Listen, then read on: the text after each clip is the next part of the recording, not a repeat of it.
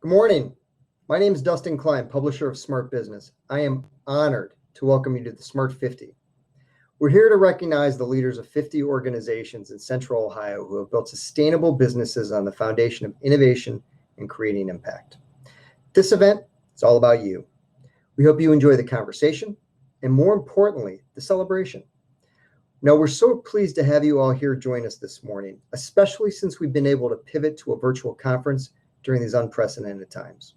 Now, before we get started, on behalf of Smart Business, we'd like to thank our sponsors. They do a lot more than simply provide financial support for an event like this.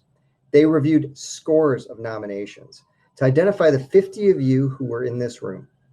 They also spent 2.5 days in June hearing your stories to learn more about you and to identify our specialty winners. And now today, they're going to help recognize you while together we celebrate your achievements. So, thank you to our presenting and title sponsor, Hylant. Also, our supporting sponsors, Clark Schaefer Hackett, Northwest Bank, Robert Half, Greencrest, and for the videos you see today, Brendan Kroger. Now, please welcome from our title and presenting sponsor, Hylant, Chris Godley. Chris? Thank you, Dustin. On behalf of Hylant, it's our honor to be the presenting sponsor of the annual Smart 50 event. For those of you who don't know us, Hylant is an 85-year-old privately held insurance brokerage firm. We've been around that long because we hire the best people to help protect your two greatest assets, your people and your business. Like you, we navigated COVID, and I'm extremely grateful to all my colleagues for their professionalism and expertise during the time. The goal of the Smart 50 program is to recognize the leaders of the smartest organizations in this region for doing what it takes to remain relevant, for engaging customers, employees, and vendors, and for making a difference in the community at large. So we are here today because of your innovation, your impact, and ability to be sustainable by forging an organization built to last. Thank you for joining us for this recognition celebration. The judging process that led us here this evening was conducted in two parts.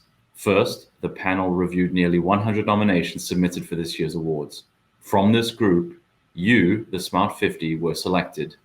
Next, we invited you to a special virtual judging session in June. You were invited to make your best pitch about one of those three category areas where you and your organization excel.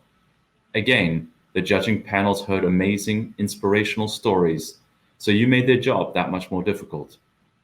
And from this group of 50, we identified 3 specialty award honorees, which will be unveiled at the end of the program. Beyond this, there were leaders of 2 organizations whose stories were so amazing, so impactful and innovative, that as a judging panel, we decided to recognize them separately with their own awards, the COVID Pivot Award and the COVID Impact Award. You're going to meet them and hear their stories as well. As we enter the post-COVID phase, the world has changed and these 2 stories were inspirational. Simply put, there's little doubt that we can all use a little inspiration right now. So before we jump in and begin to announce this year's honorees, let's learn a little about them in their own words in this brief video.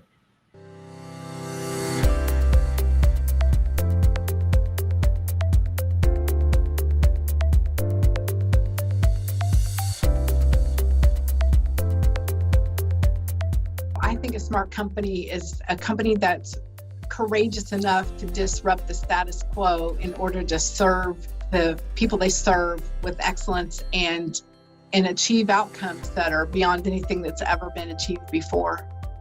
For us, our core fundamentals we're driven by evidence-based results, right? We want to make sure that we keep our low-income users at the center, and we have to measure and evaluate our work. And this year, using those fundamentals, we're going to serve nearly 550,000 individuals. Every pen we have, every piece of swag we have, every uniform we have, whether logos in the buildings, logos on our trucks, it all has a spear to remind us that the employee is tip of the spear. I think, really being able to react to what's happening in the business environment and around us very quickly. You have to pivot quickly to changes or you can't survive.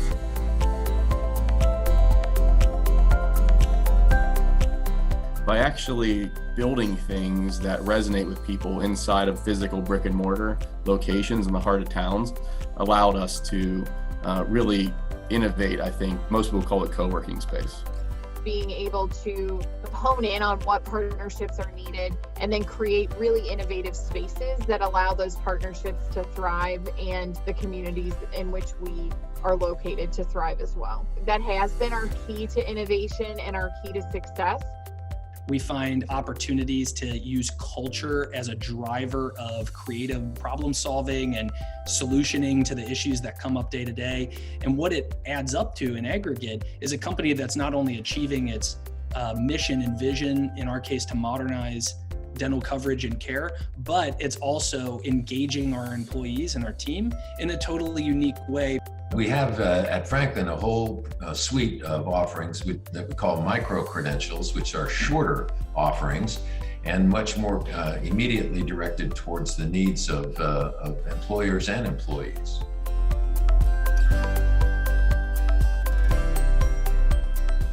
I believe it's important to innovate because I believe in the philosophy of the model of abundance. And what that just means is find what's working and make more of that happen.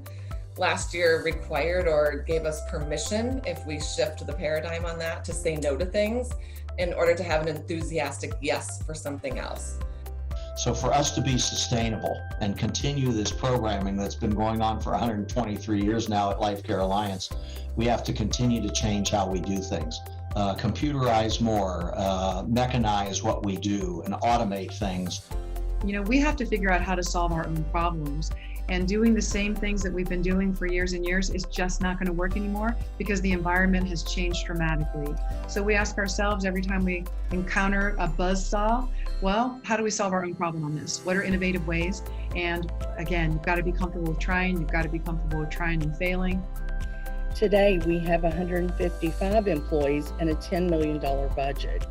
And I think that's because we have not been afraid to take risks. We've really stepped out there and taking care of what the community needed.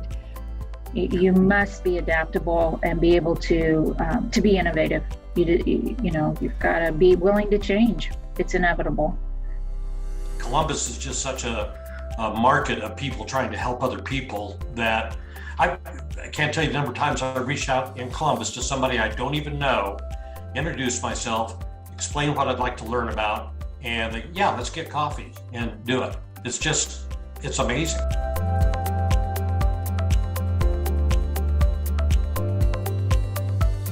As I mentioned earlier, we have two special awards this year. The first is the COVID Impact Award for an individual who led his or her organization during challenging times to make an extraordinary impact on the lives of the people for which his or her organization serves.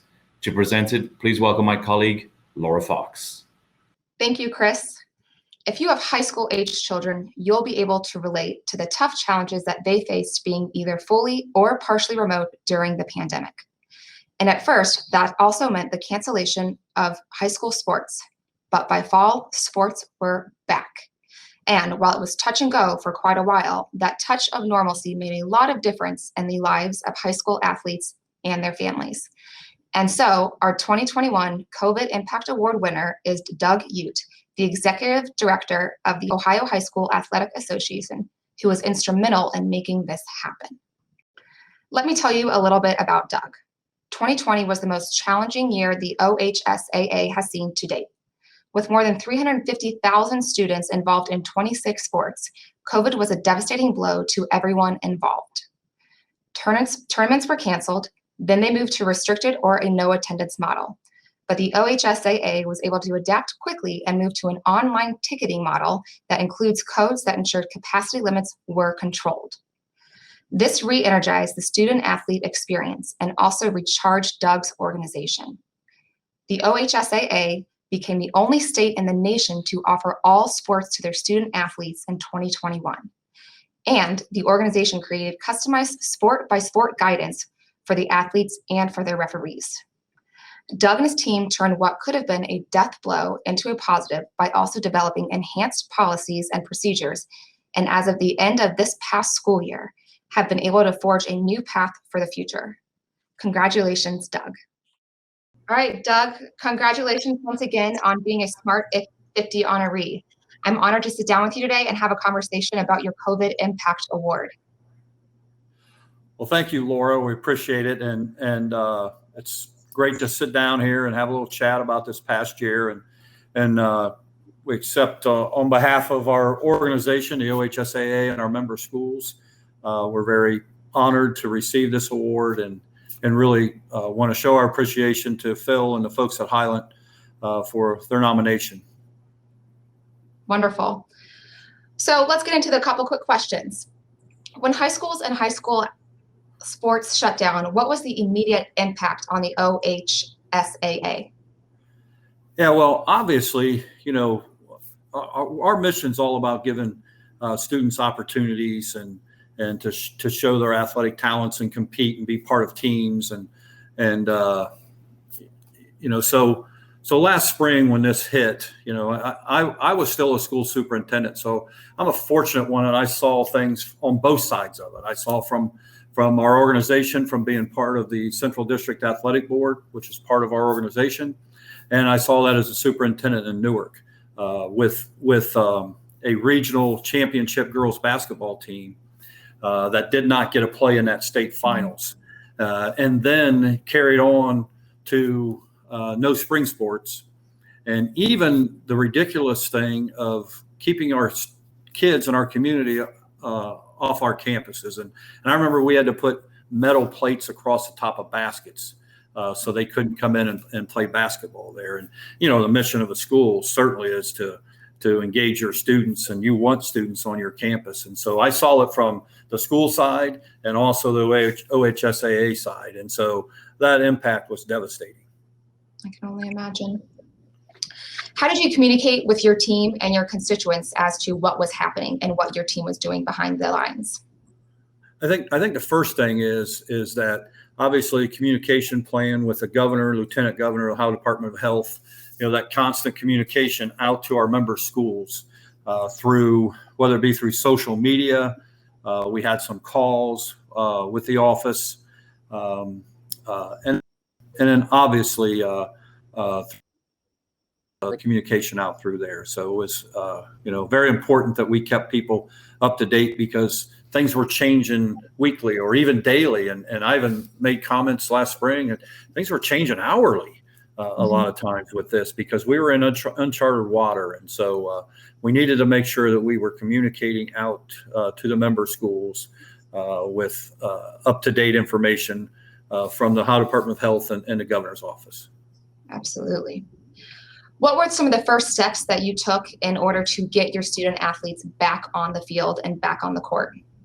Yeah, I think the first steps were certainly the conversations that were had with the governor's office, and you know, I want to thank Governor DeWine for his support of high school sports. And there's absolutely no way that we have the kind of year that we had without the governor's support. And then when you're talking about the governor and athletic support, you certainly need to talk about Lieutenant Governor Houston. And that's the person who we normally communicated with. And that was a champion for our kids in Ohio to make sure that they had these opportunities during this horrible situation that our students were faced with.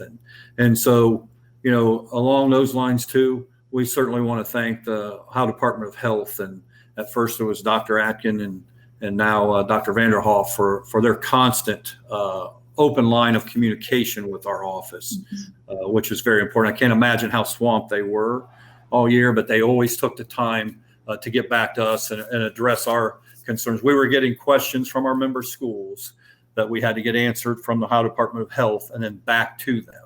And the Ohio Department of Health was always very responsive. And so we appreciate that. That's amazing. That's great. So what was the result, and what did you overall learn from this entire experience? Well, I think the one thing, when you talk about what we do and you know, we promote the importance of community involvement for social and emotional needs of our kids. And so when you look back at this year and you see how important it was for our students to be involved and engaged and part of something positive with everything else that was going on. And when you talk about our students, not just our student athletes, I like to talk about our fine arts kids or even kids that aren't involved in anything. That school's there linked to success.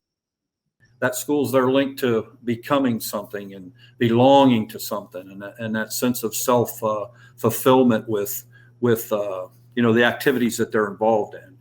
And so when you just look at what sports provided for the social and emotional well-being of high school kids, that's something that I'm most proud of looking back, that we were able to offer and keep plugging away. And I think it's important to note that we have 814 member high schools, over 1,500 middle schools that had students, almost 400,000 students participate in our sports each year. And when you talk about what that did for them, again, I'll go back to last spring when I was a school superintendent, feeding 4,500 kids breakfast and lunch a day by buses spreading out around the city, and going to those buses and seeing how happy the kids were when they came up just to see a staff member or something like that. You really realize the importance of those personal interactions with kids. And again, sports did that, not only for the child. I think it did it for the families, because it gave the families something else to talk about other than the virus and focus on, hey, Friday night we play. And it just gave them a mental break from dealing with the virus. And so I really feel like sports contributed a great deal to the mental wellness of our, not just our student athletes, but their families too. Well, I couldn't agree with you more. What an incredible year that it turned out to be for the association and for all of your student athletes and their families. And once again, on behalf of Smart Business and Highland and all the other sponsors, a huge congratulations to you, Doug, and your team. Well, thank you, Laura. Congratulations, Doug. Ladies and gentlemen, we will introduce you to the entire Smart 50 today in 4 groups. To announce the first group of 12, please welcome Kelly Borth, President of Greencrest. Kelly. Thank you, Chris. On behalf of Greencrest, we're excited to once again be a part of this program and help recognize so many dynamic business, civic, and nonprofit leaders here in Central Ohio.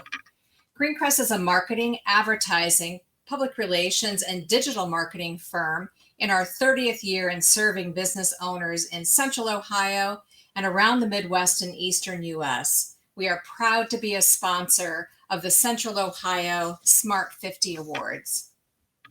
So let's now meet our first 12 honorees from the class of 2021.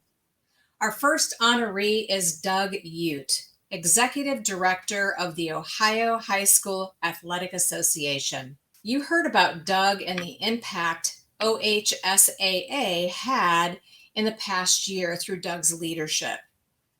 Well, Doug and his team led OHSAA through those tough times due to innovative financial measures. Doug reduced expenses across several areas, including reducing employee health and retirement benefits, combined with salary cuts, and utilized online ticketing exclusively for tournaments to eliminate the cost of printing and maintenance of paper tickets.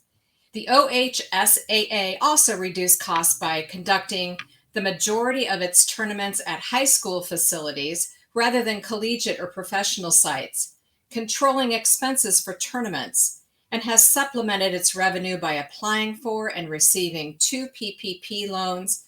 Congratulations again, Doug. David Decker, President of Franklin University. David is the university's 4th president. He's expanded its portfolio of academic offerings and focused on workforce development. The university has also introduced international participants and established a world-class instructional innovation center to enhance student learning and success. David's innovative initiatives provide access to higher education, personal growth, professional achievement, and include the addition of 4 master's programs and 5 applied doctoral programs. The expansion of the university's academic portfolio and its ability to meet workforce needs was made possible through the International Institute for Innovation Instruction. Congratulations, David. Max Brickman, founder and managing director of Heartland Ventures. Max envisioned a different type of venture capital firm when he founded Heartland Ventures. He wanted to go beyond helping companies scale and creating financial returns for him and his partners. Instead, he designed the fund on a bedrock that has defined the region, ensuring the success of medium to large businesses. Heartland is doing this in Ohio and nearby states.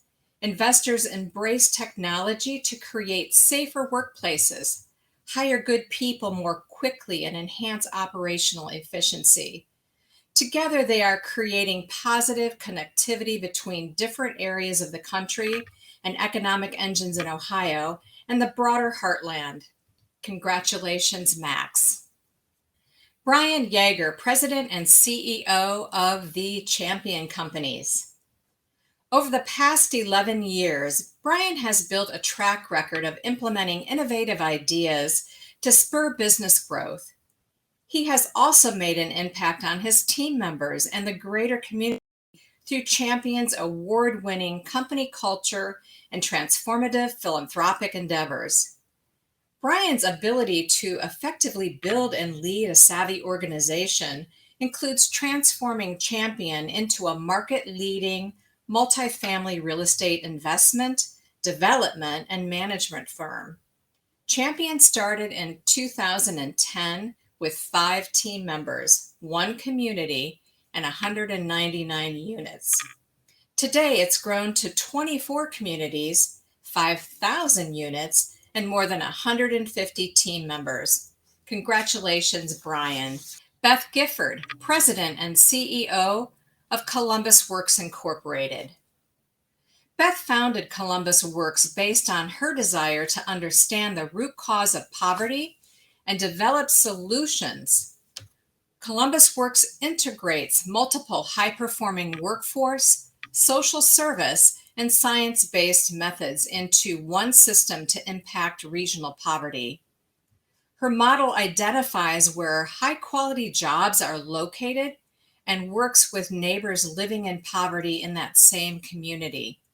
Beth also co-chairs the Workforce Advisory Committee of the Workforce Development Board of Central Ohio, where she works to build and measure the collective impact of the workforce organizations, providing services throughout Franklin County.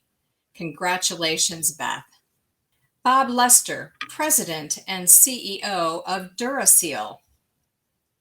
Since 2007, Bob has grown the seal coating, asphalt, and concrete services company through intentional yet impactful decisions. He's led 2 buyouts, an acquisition, and the sale of a manufacturing company. Today, DuraSeal employs more than 50 people, and since 2007, revenue has grown more than 3,000%. While Bob has experienced the ups and downs of owning a small business, the 2020 downturn was an entirely different obstacle. Bob's leadership and vision for a stable, innovative business helped DuraSeal weather the storm as he motivated his leadership team to pivot and develop new business development strategies to come out ahead. Congratulations, Bob. Craig Rogerson, Chairman, President, and CEO of Hexion Incorporated. Hexion is a leading specialty chemical company.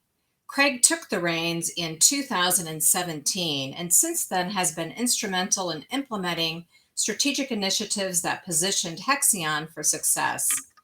This included assembling a global leadership team, which has been navigating the company through the global pandemic. While 2020 was challenging, Hexion's associates stayed focused on serving customers and safely operating manufacturing sites. Now Craig and his team are focused on research and development activities to develop and deliver solutions and services for the changing needs of its customers and to deliver outstanding returns for its investors. Congratulations, Craig. Darla King, owner and president of King Business Interiors Incorporated. Over the last 22 years, Darla has led King Business Interiors to become a trusted partner for world-class working environments. She believes you don't need to choose between putting all of your energy into your own company or serving the community, recognizing she has a greater impact by doing both. Leveraging her core strengths as a leader, Darla trusts and empowers her team, allowing her to serve on nonprofit boards. By facing the challenges of the last year head-on, she became a thought leader in managing workplace safety, supporting remote workforces, and nurturing company culture. Congratulations, Darla.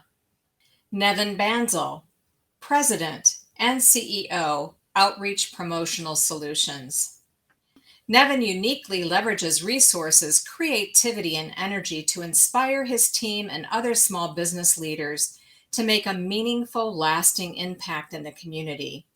He has also leveraged his experiences in running Outreach Promotional Solutions, his chamber board service, and marketing and strategy expertise to create a one-of-a-kind organization, Small Biz Cares, a nonprofit that engages small businesses for philanthropy and community impact. During COVID, Nevin pivoted both organizations in order to deliver more community impact. For example, Outreach Promotional Solutions pivoted from marketing products that saw a decline to PPE and medical supplies. Congratulations, Nevin. Susan Cho, Executive Director of Ohio Legal Help. Although less than 3 years old, Ohio Legal Help has had a huge impact on low-income, underserved, and vulnerable Ohioans. Susan uses scalable technology. She helps shrink the justice gap by providing more equitable access to the justice system and empowering Ohioans with the tools and information they need to resolve legal issues. Recently, Susan and her team launched a secure online hub called MyOLH, where users can create an account to find, save, and complete complex court forms. Congratulations. Scott Doolittle, CFO of Quantum Health. Quantum Health helps employees of self-insured U.S. companies have a more effective and satisfying healthcare experience, while consistently delivering significant cost savings to employers. As CFO, Scott's strategic business perspective, combined with his operational expertise, have been critical in leading the company through average annual revenue growth of 30% during his 5-year tenure. By developing scalable systems, processes, and controls to support the rapid expansion of its business operations, Scott has ensured the company keeps evolving, and that has led to adding more than 1,000 jobs in the Columbus community. Congratulations, Scott. Eric Sperling, co-founder, Advon Commerce. Advon is an affiliate marketing and e-commerce company based in Dublin. Eric's leadership stems from his education at West Point Military Academy, along with his service in the military, where he commanded a 12-person special forces as a Green Beret. Since founding the company, Eric has been at the forefront of innovation in the e-commerce industry. He recently introduced the Carrick Ben Tech platform, which closes the revenue loop between Google Ads and Amazon in a way that brings revenue from both platforms and grows relationships with retailers. By making the Amazon OSP platform more efficient, it's created revenue growth for clients and effectively changed the e-commerce ecosystem. Congratulations, Eric. Congratulations to the first group of the 2021 class. At the June judging session, we invited honorees and our judges to tell us, in their own words, what smart leadership means to them. Here then is a second video from our judges who had the challenging task of identifying this year's special honorees.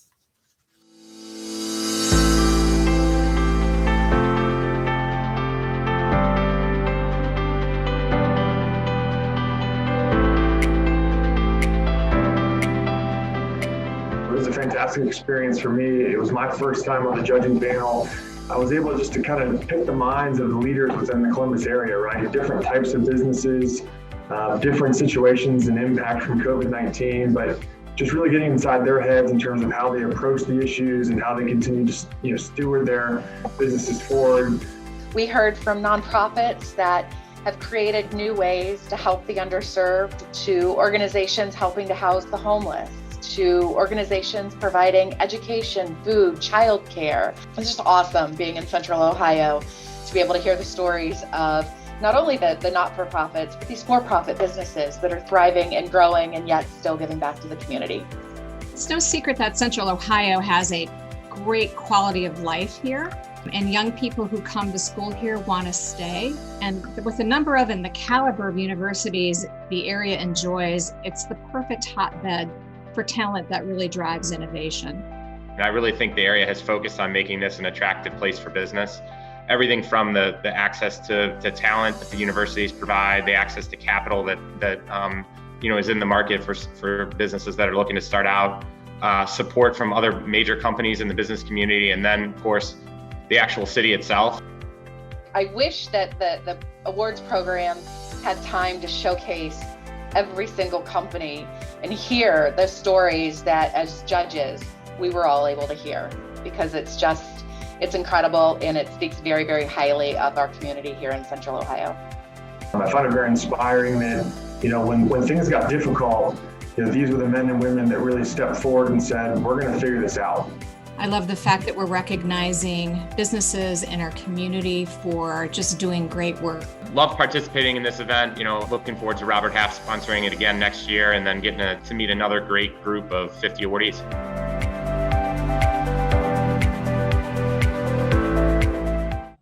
Thank you, Kelly. Now let's meet the second group of honorees from the class of 2021. Please welcome Debbie Long from Clark Schaefer Hackett. Debbie? Thank you, Dustin. On behalf of Clark Schaefer Hackett, we're honored to be here once again to help recognize business, civic, and nonprofit leaders across Central Ohio region who are making a difference. That's because at Clark Schaefer Hackett, we are a forward-thinking, results-driven advisory and accounting firm. We optimize business results in financial, technology, workforce, and operational areas. We are passionate about helping clients succeed and strive to be a catalyst for growth and innovation. Now, let's meet the second group of honorees. Wolf Starr, CEO, Atlas Venture Partners. Wolf sees endless opportunities for communities to achieve their maximum potential and has always been passionate about community, goodwill, and impact. Most recently, he used his passion to support diversity, equity, and inclusion with the launch of the Pride Fund, the nation's first venture capital fund supporting the LGBTQ+ community. In doing so, Wolf has found the most creative ways to bring cross-regional entrepreneurs, creatives, and nonprofits together to showcase impactful projects that have the potential to change communities across the world. Those around him have tremendous trust in his leadership, as he cares more for others' success and their growth than about making a profit. Congratulations, Wolf. Kay Zuline Adams, CEO, Z Promotions. Zuline, along with business partner Andrew Gehring, started Z Promotions nearly 14 years ago. Z Promotions is an extension of its clients' marketing teams, or if they don't have one, becomes its marketing team. This smart and forward way of approaching the client sales relationship has made it one of the top businesses in the industry. In addition, it now offers clients the opportunity to have their own TV channel on Roku, Apple TV, and Amazon Fire TV. Congratulations. Bill Wolf, CEO, Central Ohio Primary Care. Dr. Wolf has been the CEO of COPC since 2013 and was one of the founding physicians that helped establish it in 1996. He's overseen COPC's growth to become the largest independent primary care physician group in the country. Bill's helped develop better care models for patients and the technological advances in healthcare analytics and delivery.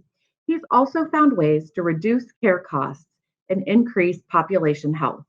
During the COVID-19 pandemic, Dr. Wolf continued to lead improvements in care delivery as COPC quickly deployed new and innovative telehealth delivery methods to ensure an overwhelming majority of patients could receive care.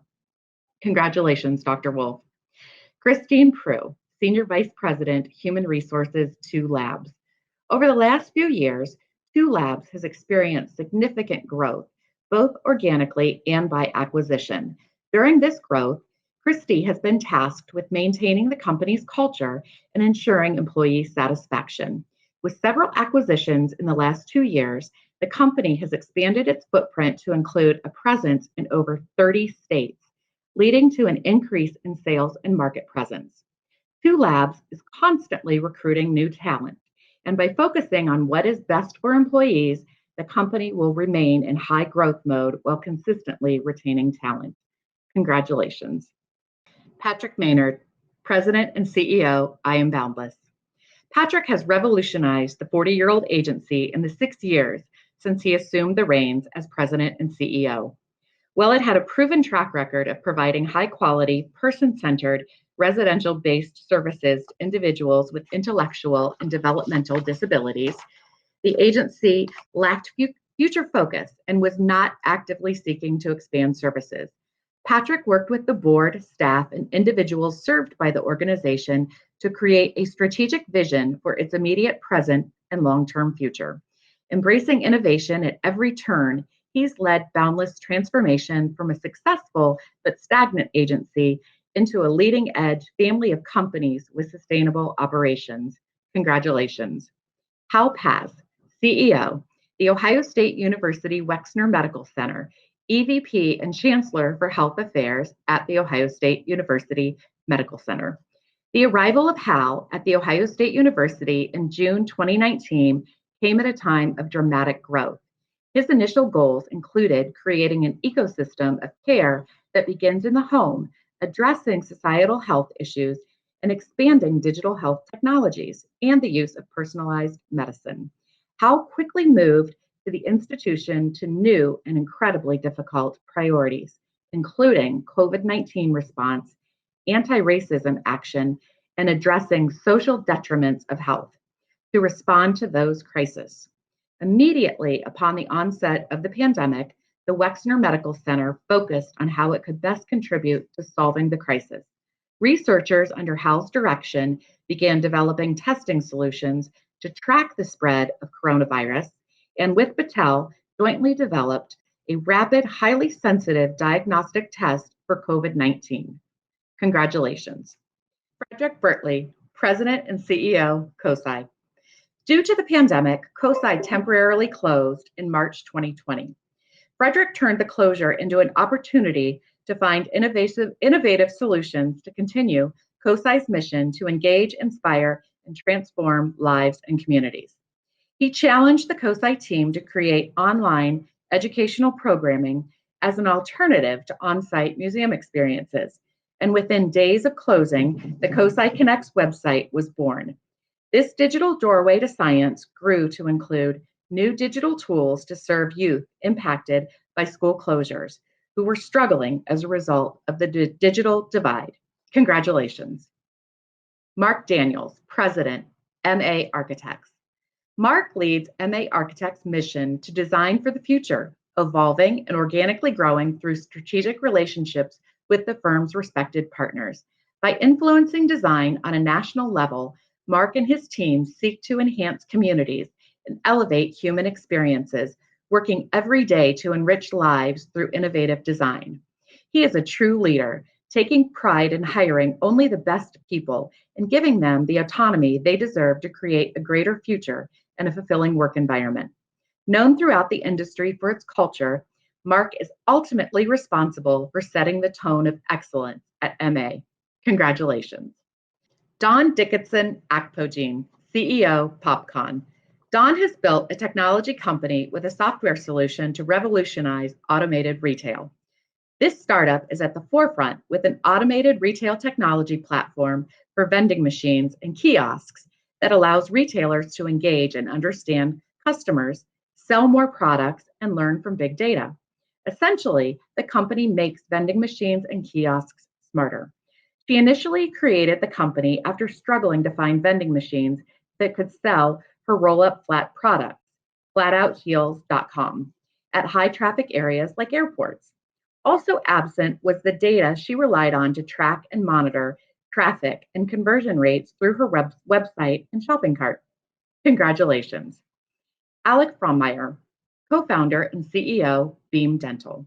Before Beam, innovation in the dental industry was at a standstill. Alex created the first and only digital-first dental insurance provider in the US, leveraging technology to make dental insurance smarter.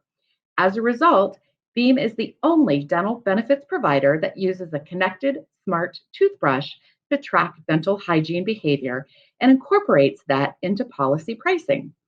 Since launching in 2012, Alex and his team continue to disrupt the giant dental insurance incumbents. In 2021, they're now exploring a new connected toothbrush, expanding Beam's offering to more states, and exploring making its insurance product available to individuals. Congratulations. Nicole Dunn, President and CEO, Flying Horse Farms. While the 2020 COVID pandemic could have been devastating for the nonprofit whose mission was built on in-person experiences with health-compromised children, it turned out to be one for the history books. Nicole's quick decision-making to suspend normal camp programming and shift resources to creating a robust virtual program allowed for the continued delivery of an important mission at a critical time. She directed the efforts in an effective, smart, efficient manner, engaging camper families to ensure the experience was meeting the needs of the kids and the caregivers. In addition, online programming created a sense of connection for children and families processing their upended schedules and routines. Congratulations. Jeffrey Sopp, CEO, Kensington Hill Partners. Jeff is a silent powerhouse behind some of the most well-known, impactful, and business-savvy companies and industries in Central Ohio. Consulting with CEOs and top-level leadership, he harnesses their collective knowledge, experience, passion, and drive to propel corporations and industries forward. Jeff lends his ears to leaders at pivotal junctures in their company's growth or their own careers, investing time to understand the needs of leadership in relation to their vision for their company. He then innovatively strategizes with them on how the vision can grow, not only their own company, but also to influence or expand an entire industry and the job market in Central Ohio. Congratulations. Sarah Perez, Managing Attorney, Perez Morris, LLC.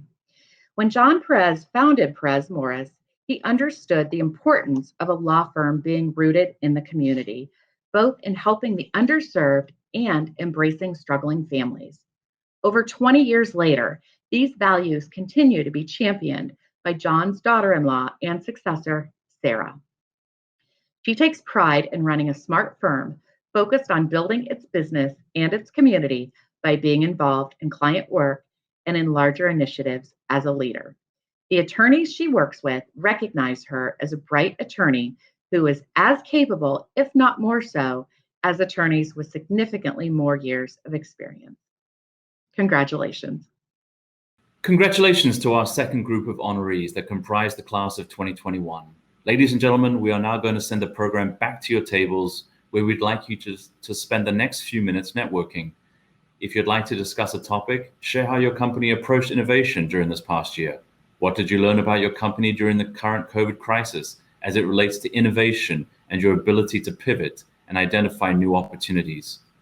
We will see you back here in a little while for the next part of today's program. Congratulations.